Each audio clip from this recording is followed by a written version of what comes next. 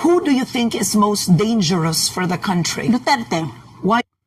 Okay, magandang umaga. Magtatangali na po pala. Magandang hapon po sa inyo mga kababayan. Magandang umaga rin. Narinig po ba ang sinabi niyon? Alam niyo ba kung sinong sasalita ngayon? Ayun po ay si Senator Miriam Defensor Santiago, mga kababayan. Pero bago po natin pag-usapan yan, ito munang si Senator Bato, mga kababayan, tungkol ito po sa sinabi ni Akbayan Party List, si Representative Percy Sendanya. Pakinggan muna po natin bago natin bigyan ng reaksyon at komento at opinion nitong sinabi ni Senator Bato, mga kabayan.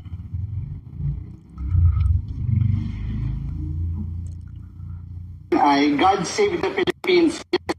God Save the Philippines mula sa mga Duterte, lalo na kay VP Sara Duterte.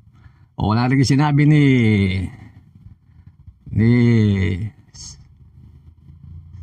Sendanya, mga kabayan,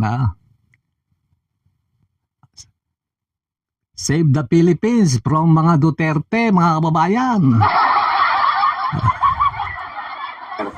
At mangilabot naman si VP Sara sa pagsasabi ng God Save the Philippines. Ilang beses nga na hindi niya na-save ang DepEd mula sa corruption. Hindi nga niya na-save ang confidential at intelligence funds mula sa iba't ibang anomalya. Hindi. Ay, ito si Duterte, ay si Senator Bato, mga kababayan, Alam niyo naman, tagapagtanggol ni Vice President Sara Duterte yan. Kaya naman ito naman kasi yung banat na yung payag ni Akbayan Party List Sendanya, doon sa payag ni Vice, yung topakin nating Vice President, tungkol doon sa kanyang impeachment.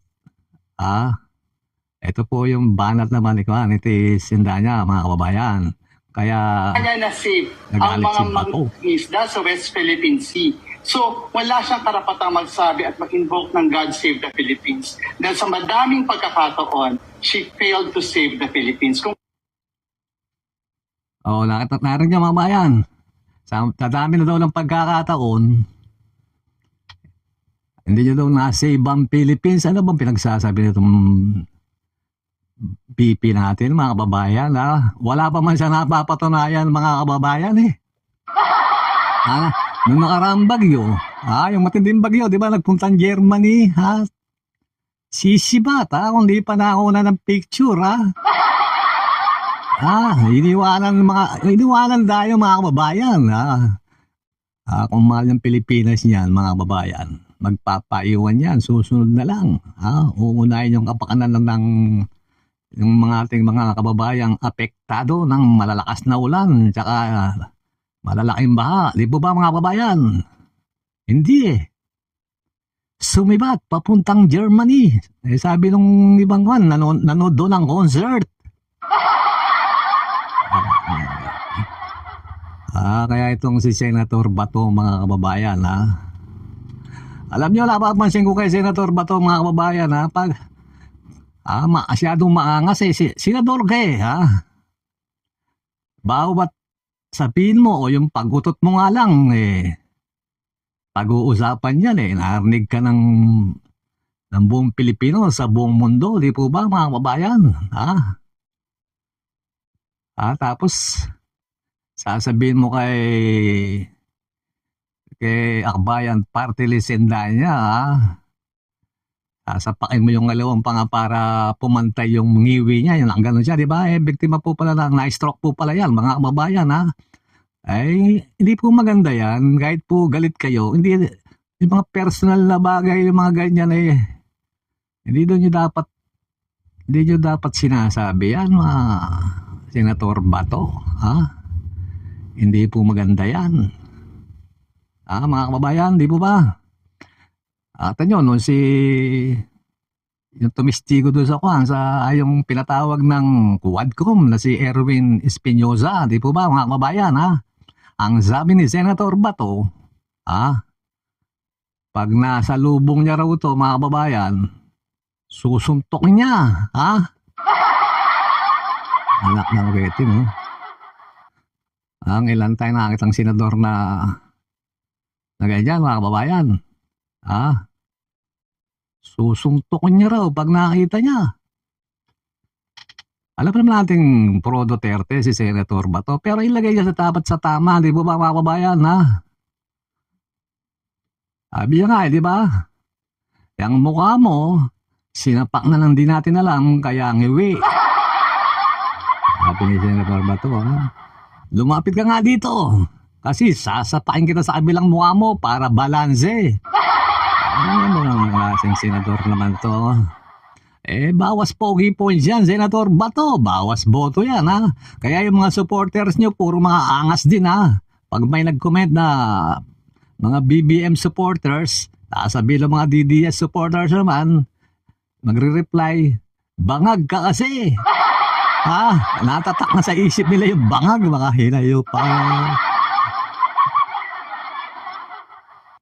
Sabi nga ni itong sumagot naman tong si Akbayang Party List Percy Sendanya, sana daw, sana daw mga kababayan, sana ganyan din daw siya katapang laban sa West Philippine Sea, yung pinagtatalunan dyan sa West Philippine Sea, sa South China Sea. Yung pambubuli sa ating mga mangisda at saka doon sa ating mga Coast Guard. Doon may labas daw ang tapang mo, Senator Bato, Hindi yang walang mga kalaban-laban yung mga pinasabihan yung ganyan. Anak ng weting kayo, mamaya ipapataw kayo sa Quadcom, ayaw niyo magpakita, pati mga TDS vloggers, ang tatapang sa mga vlog ng mga hinayopak na yan. Ayaw namang humarap sa Tricom itong mga hinayopak na yun, lalo yung 3 itlog. Hindi ba, bumanat nagsalita itong anak ni BBM, si Sandro Marcos, mga kababayan, tungkol doon sa unang pagpirma niya. Sinabi niya yung dahilan. Ikaw ba nga naman? Magtata kayo. Siyempre, ikaw ba naman, sabihan yung tatay mo, pupugutan ng ulo, papatayin yung nanay mo. Itatapon yung abo ng tatay, yung abo ng lolo mo sa dagat.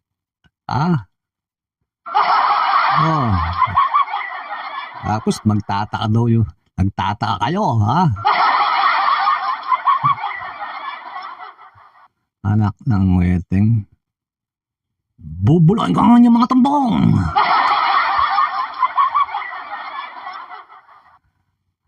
Tingnan na po natin yung sinabi ni dating magaling pong senador to, mga kababayan, si Senador Miriam Defensor Santiago.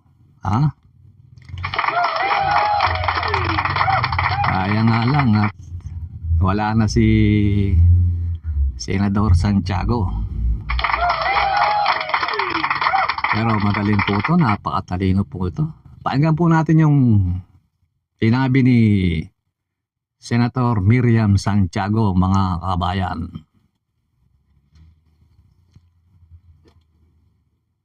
Sandali lamang po. Hanapin ko lang po ang sinabi ni Senator Miriam Santiago. Ito po, pakinggan niyo pong mabuti dahil totoo po ito. Sinabi niya.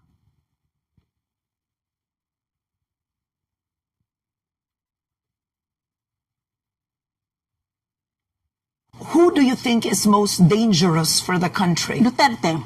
Why is that? Right now, his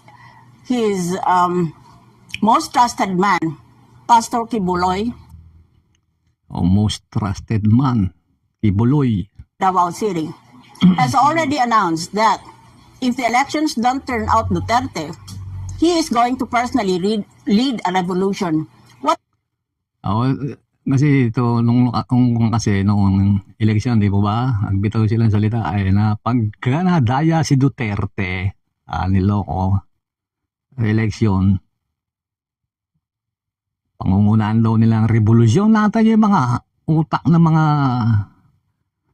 taong yan, mga babayan, ha? Revolution agad nasa utak. What kind of talk is that? That is almost seditious. And this is from a man of the cloth.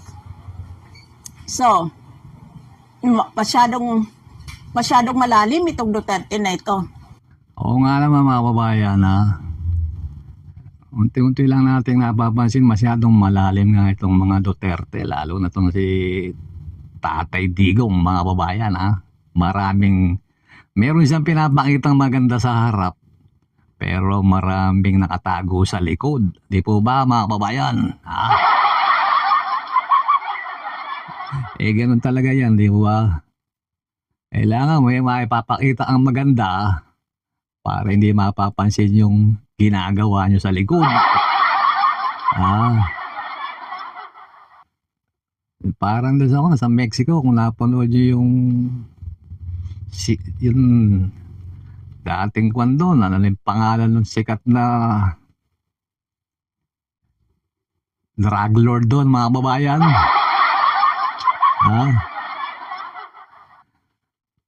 Gumagawa ng mabuti ron sa mga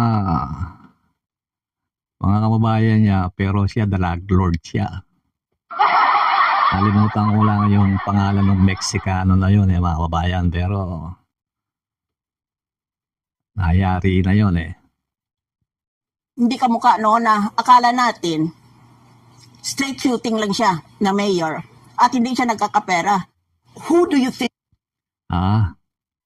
Akala natin ordinaryong mayor lang talaga naman siya nung una, di po ba? Kasi ayun yung mga nakikita natin sa mga bali-balita. Tigasing mayor, wala yung mga nachisismis na mga sindikatong mga Chinese. Di po ba mga babayan? Ngayon, lumilitaw po ang kanilang pati mga alipores yung pagkagahaman nila sa kapangyarihan, mga babayan. Gusto nilang gawing Davao ang buong Pilipinas. Gusto nilang manatili forever sa posisyon nila. Mga DDS, gustong-gusto yan, alam ko. Mas maraming Pilipino ang ayaw dyan. Okay, mga kababayan, hanggang dito na lamang po. Nasusunod po nating talakayan. Huwag niyo pong kalimutang mag-subscribe. Salamat po pala sa mga nag-subscribes, sa mga nanonood po sa aking YouTube channel. Maraming salamat po sa inyo. Malaking tulong po sa YouTube channel ko yan. Kaya maraming salamat po sa mga hindi po nag-subscribes. Mag-subscribe na po kayo. Pakipindot na rin po ang notification bell para updated po kayo sa mga susunod nating talakayan, mga babayan. Mabuhay po kayo. Mabuhay ang Pilipinas.